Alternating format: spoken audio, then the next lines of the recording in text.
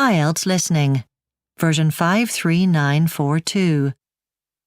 You will hear a number of different recordings, and you will have to answer questions on what you hear. There will be time for you to read the instructions and questions, and you will have a chance to check your work. All the recordings will be played once only. The test is in 4 parts. Write all your answers in the listening question booklet. At the end of the test, you'll be given 10 minutes to transfer your answers to an answer sheet. Now turn to Part 1 on page 2 of your question booklet.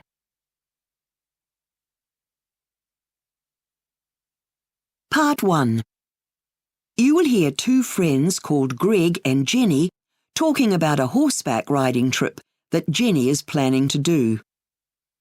First, you have some time to look at questions 1 to 6.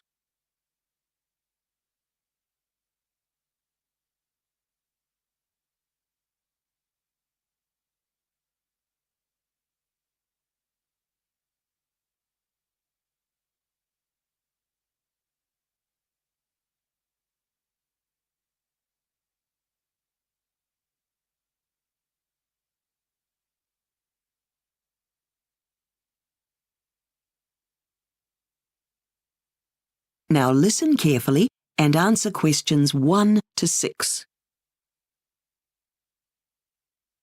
Hi, Greg. Great to see you. And thanks for emailing me with the details of the horseback riding trip you went on. I looked at the website and it looks great. Yeah, I went on the 2-day mini break. Is that what you're thinking about? Yes, that's the one. Do you think they'd have places now in July, or will it be full? If you can, hang on till September. That's when I went, and it was a really great time to go. It's not so hot for a start. That'd suit me better anyway. And also, at one point when we stopped for a picnic, I was lying in a field, looking up, and saw a huge flock of birds. They were obviously migrating. That's another reason why it's a good time to go. Oh, great. Oh, and another thing, you don't stay in a hotel. You stay in a tent, so you don't have to come back to town in the evening. I'm up for that. So, where do you go on the first day? Through some amazing wooded valleys full of chestnut and beech trees. But that's just the morning. Where you're really heading for is the mountains, and when you set out, you can only see them in the far distance. You don't actually get there until sunset. Is it hard work, riding all day? No, the pace is easy, and there are plenty of breaks built in for picnics and even a snooze. But on that first evening, when you've been riding all day, you get the opportunity to go for a swim, and you really enjoy that. So relaxing. And what's on day 2? You said something about the national park? No, day 2, you go up this incredible valley. At the end of it, there's a waterfall. It's an amazing place to stop for lunch. We even spotted an eagle while we were sitting there. And in the afternoon, there's a trip that goes to a cave. You can even ride into it. Wow, that sounds great. I can't wait. Before you hear the rest of the conversation, you have some time to look at questions 7 to 10.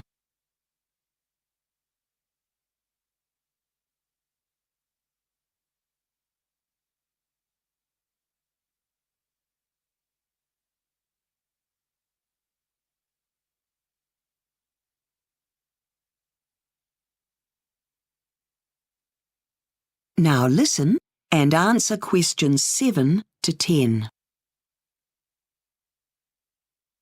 Okay, so what are your tips for a horseback riding weekend?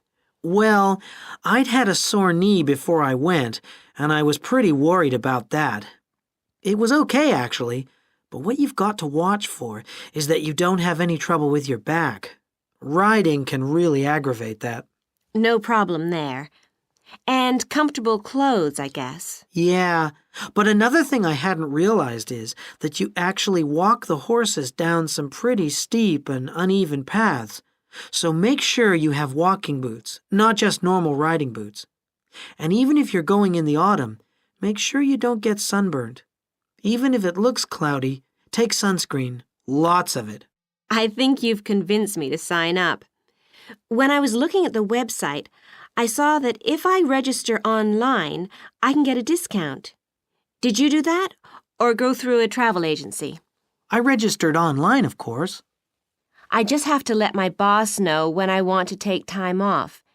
And then the other important thing I read was that you have to make sure that your insurance company know that you're going on an adventure trip to make sure that you're covered in case anything happens. I'm sure it won't, but better be safe than sorry. That is the end of part 1. You now have 1 minute to check your answers to part 1.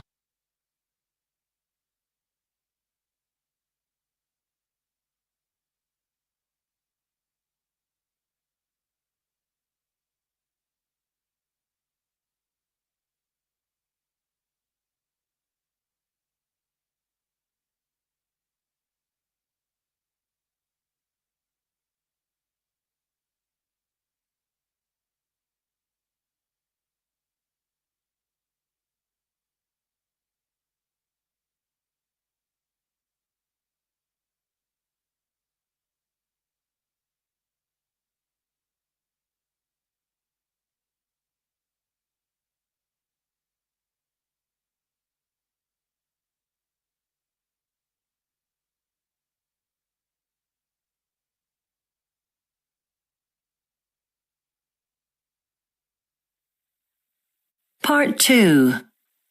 You will hear a talk about a summer sports camp for people who are interested in working there. First, you have some time to look at questions 11 to 16.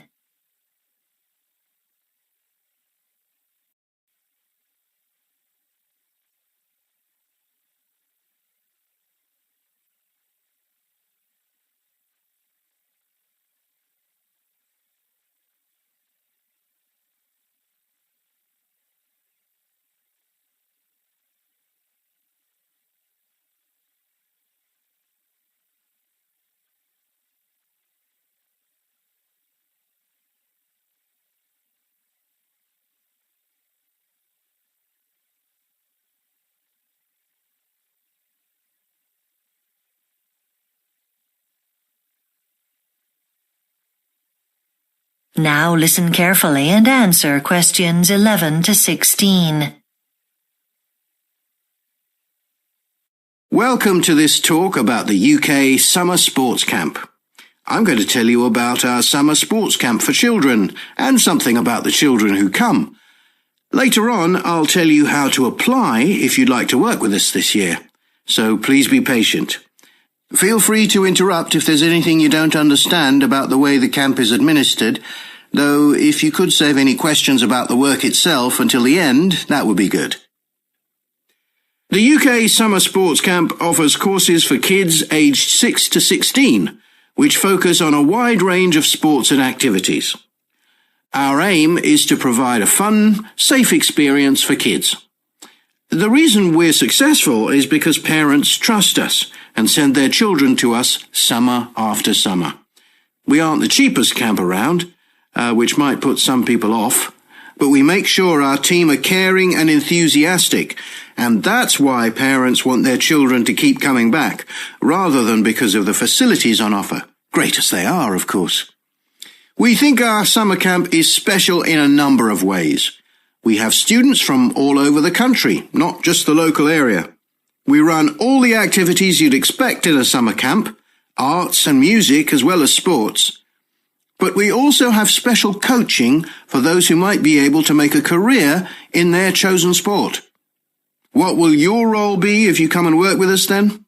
We need lots of people who are willing to teach the activities, but we also have non-coaching roles. What we'd particularly like this summer are people who are willing to be in charge of looking after our younger kids, making sure they're happy and have someone to go to if they have any problems. We usually need a few cooks too, though we don't need anyone extra for our office at the moment. This year, I'm very pleased to introduce a new role at the camp, camera person. We need someone with great video and photography skills to record the fun everyone has. We'll supply first-class equipment, but we need you to supply your creative abilities. If you're interested in this role, come and talk to me at the end. Now, you probably want to know about working conditions, hours and pay. This depends on your role. You can choose to work daytimes, evenings or weekends. Daytime coaching roles pay the highest wages because of the sports skills required and the longer hours.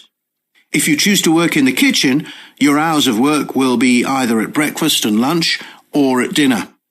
Cleaners work in the mornings before the camp activities start at 10 a.m., so not too early.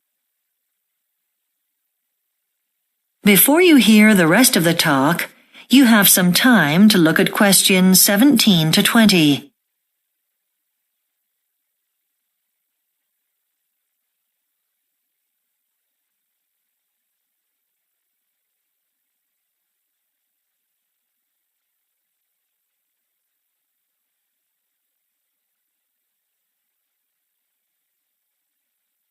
Now listen and answer questions 17 to 20. If you do work with us, there are lots of benefits in addition to the money. Whether you're teaching a sport or not, you'll be given access to all our facilities, which means you can have a swim or play a football match without having to pay anything. We have an internet cafe where there's a small charge for access, and we also provide discounted meals in our canteen. We'll give everyone UK summer camp t-shirts, which we'll expect you to wear when working, and if you wish, we also have some cool sports bags which are available for a small fee. So, what do we expect from you? You'll be glad to hear that we don't need to see any formal certificates. If you've worked with kids before, that would be an advantage, but it isn't essential. Of course, you need to be sociable and enjoy meeting people. There'll always be a supervisor available who you should talk to before making any important decisions. We can't accept applications from people under the age of 18, I'm afraid. But if you haven't got there yet, don't worry. There's always next time. That is the end of Part 2. You now have 30 seconds to check your answers to Part 2. Part 3. You will hear a discussion between a student called Mike and his tutor about Mike's proposed project on oral history. First, you have some time to look at questions 21 to 25.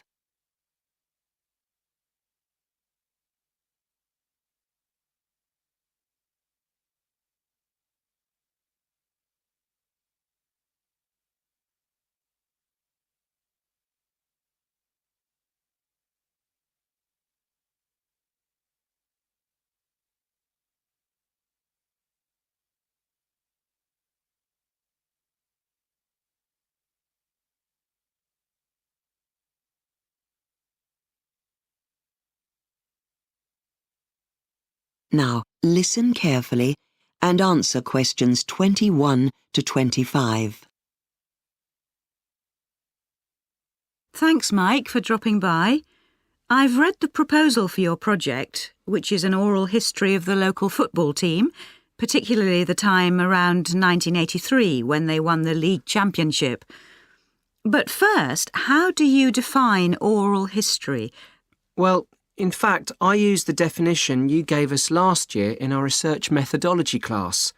I found the handout in my file. The definition says that oral histories are planned interviews or conversations about some aspect of the past which is considered historically or socially important.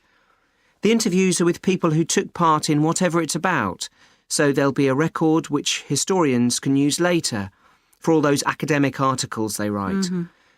And although history textbooks are mostly about famous people and important events, oral history can be about ordinary people doing ordinary things. Oral history really seems to have started in the States. You're right. In fact, the first modern oral history interviews were done by a historian in New York. By that time, audio technology had improved so much that it was fairly easy to record those interviews. I was also interested in how the internet has contributed to oral history studies. Yes, it means that lots of people can access the material, and that's great. Also, the interactive nature of the better websites means that more students get interested in oral history. But from what I've read, the real contribution of the internet is that the recording of the interviews will be preserved forever. In the old days, the tapes would just wear out, and after some years you couldn't really use them, but not now. You're right, of course.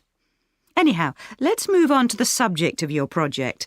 Why did you decide to study a sports team? Well, actually, I don't even like football very much. And some of my friends think I'm crazy to go for that subject, but my dad is a huge fan and he might be able to help me. And how did you find out background about the team? You talked to the team manager, I assume? Yes, I did manage to track him down.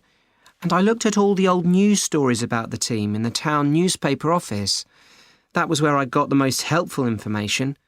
I had high hopes that the local library would have lots of stuff, but they don't keep many records for more than 10 years. I know that you managed to locate 10 of the original 18 members of the team using an old-fashioned method, didn't you? Not a website or anything, just the telephone directory. Yes, I didn't even need to use the local team's records. Before you hear the rest of the discussion, you have some time to look at questions 26 to 30.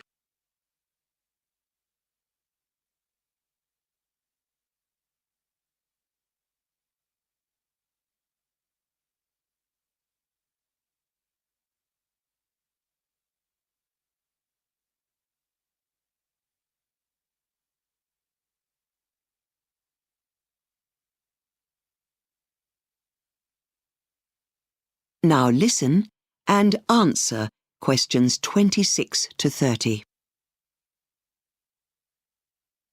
OK, now I've read your proposal carefully. Overall, your plans seem excellent, but I want to discuss how you might improve them. Great. I've read through the list of questions you've drafted. I felt most of them are rather complex to be processed as oral questions. You don't have too many, which is good, but you should try to do something about that problem. Right. I'll work on them. And the time you've allotted for each interview. Actually, I think you may have scheduled too much time for each. You want them to be tight, not going on and on. That makes for better results. I can change the schedule. One thing I'm nervous about is the recording equipment I use. I've got an old recorder. It runs without making too much noise and it isn't complicated, but it sometimes just doesn't seem to work. It stopped during an interview I tried out with my dad. Well, the important thing is just be ready if anything happens. Or take some spare batteries, or even an extra recorder. Now, I'm a little concerned with the subjects you've chosen to cover. The topics seem quite general, not very specific. For example, why did they like playing for this team? You need to talk about more exact things and feelings. That way your results will be more valuable. I'll try to refine them. And, you know, the plan for my report seems to be just to report back more or less what the players say, what happened, when, what they each did and so on. But I'm not sure about that. Yes. Although your outline seems long enough, change it to indicate that you plan to include your own evaluation of the data you get from your interviewees. Anyhow, best of luck on your project. I look forward to seeing the results. Thanks for your help and... That is the end of part 3. You now have 30 seconds to check your answers to part 3.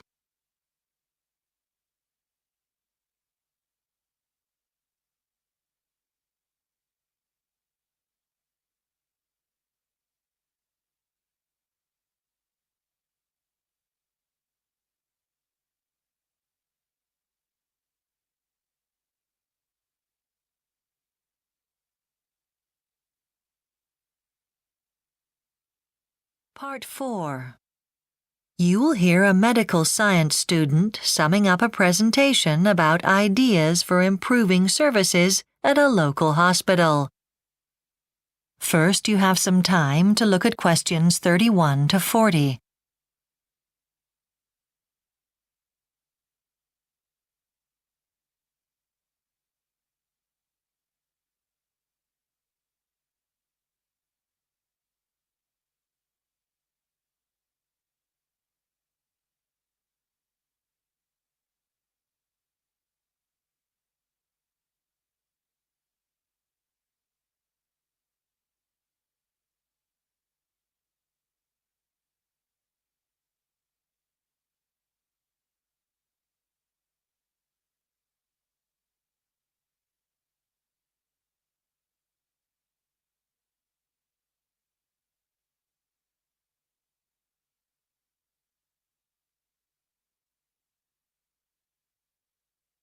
Now listen carefully and answer questions 31 to 40. So that brings me now to my key concluding points. I'll begin with one section of feedback from my questionnaire. As I said, I asked 200 local people several questions about the hospital and its services. Amongst other questions, I asked which things would influence their choice of which hospital they would want to be treated in. The results were quite surprising in some cases. For instance, people felt it was really important, not the distance the hospital was from their homes, but how easy it was to get transport there. But this might be reflective of the advanced age of many of the people who took part in my survey. How modern and safe the hospital building was something that some people were concerned about, but this wasn't quoted often enough to make it significant. How clean it was, however, certainly was. 1 in 2 people surveyed listed this as a major concern. People also said it was important for them to know that a member of the hospital staff would be prepared to give them information they needed about their treatment before they had it too. I think the hospital should make every effort to address these issues, and I've agreed to report them to the hospital authorities. OK, now for some changes that are going to take place over the next 12 months. I interviewed 2 key hospital management staff, and they said that there is a plan to add to the existing hospital website to advise doctors who practice in the area, as well as on-site staff, of changes and developments in hospital services. They also said that a scheme to celebrate success and recognise effort for particular staff is being introduced. I thought this was a really good idea. It hasn't been decided yet what form this will take, but it's likely to be a bonus of some kind, I think. Wage rises for all are always welcome too, of course. Another idea that the hospital management want to introduce is to find a way to assess the views of visitors to the hospital. People coming in to see their friends or relatives who are patients there. They'll be asked to comment on all kinds of topics from the layout of the hospital to the friendliness of staff, so, in theory at least, the hospital is listening. And the hospital will be looking at how good the communication is between managers and staff and, in turn, that between staff and patients. Necessary actions will be fed into future development plans. I thought this was really good practice too. If you can't take proper professional care of your staff, how can they take proper professional care of the patients?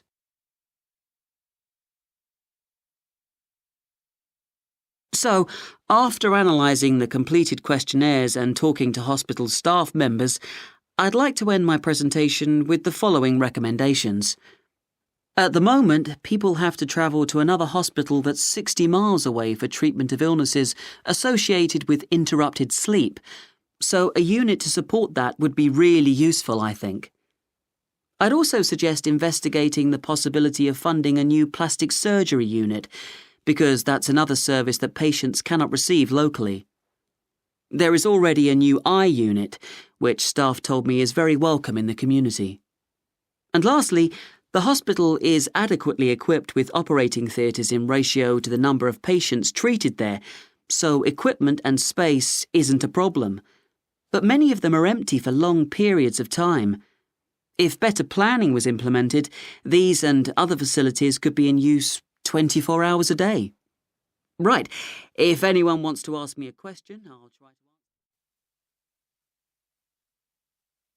That is the end of Part 4. You now have 1 minute to check your answers to Part 4.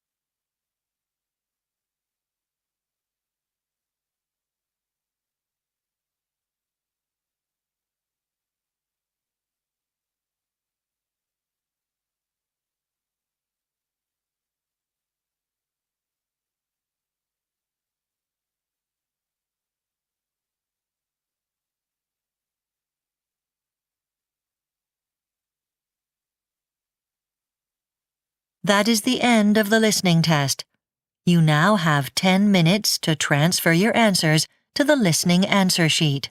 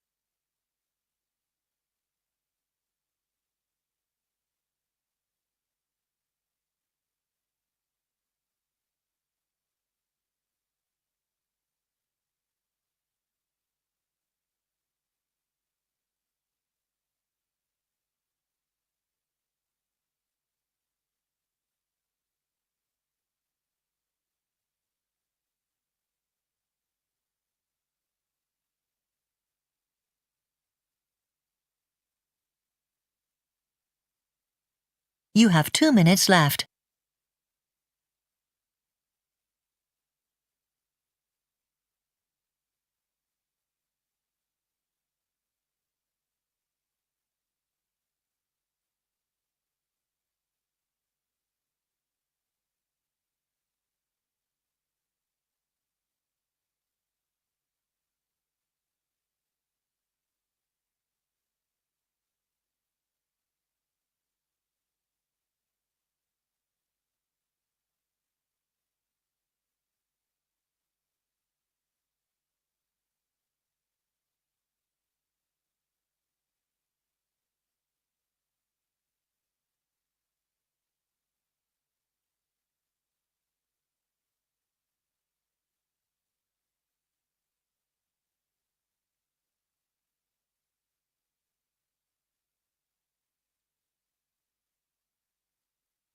You have 1 minute left.